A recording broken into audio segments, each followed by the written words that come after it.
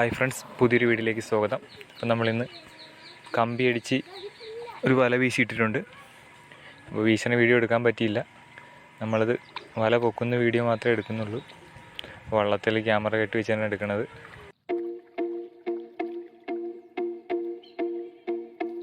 നമ്മൾ കായലിലാണ് വീശിയിരിക്കുന്നത്.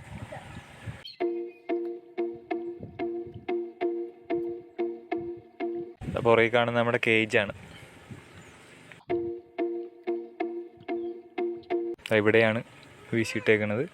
അപ്പോൾ നമ്മൾ ഒരു പടിയിൽ ഒരു കമ്പി വളച്ച് വെച്ച് കെട്ടിയിരിക്കുന്ന സാധനം കൊണ്ടാണ് വലാടിയിൽ നിന്ന് പൊക്കിയെടുക്കുന്നത്.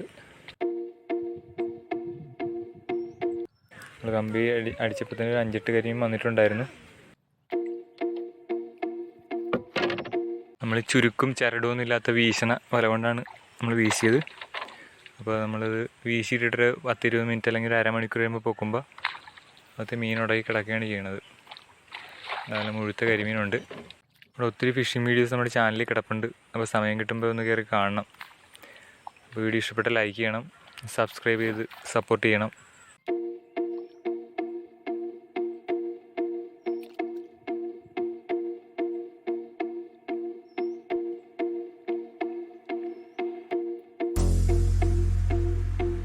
നമുക്ക് 5-6 കരിമീൻ കിട്ടിയിട്ടുണ്ട്.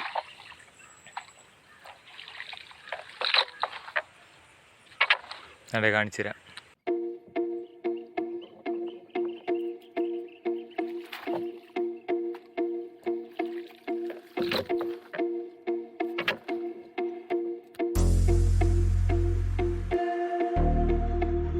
നല്ല മുഴുത്ത കരിമീൻ 2 ഉണ്ട്. പിന്നെ ഒരു ആവറേജ് സൈസ് 3-4 കൂടി ഉണ്ട്. അപ്പുറത്തെ കര എന്ന് പറഞ്ഞാൽ പള്ളിപ്പുറാണ്. നമ്മൾ വയലാറ് എമ്പനാട്ടുകാരിലൊരു ശാഖയാണ്.